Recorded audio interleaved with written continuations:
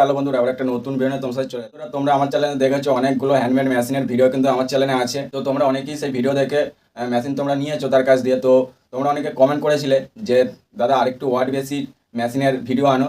তো আমি চলে এসেছি আর সেই ভিডিও নেই, ওয়াট বেশি মেশিনের হ্যান্ডমেড মেশিনের ভিডিও নিয়ে।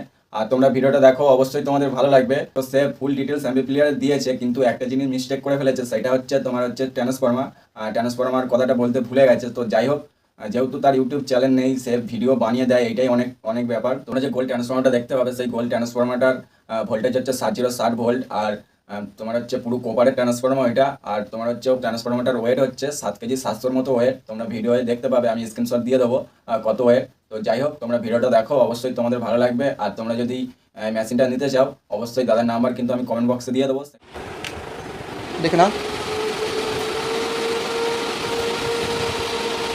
তো অন হয়ে গেছে।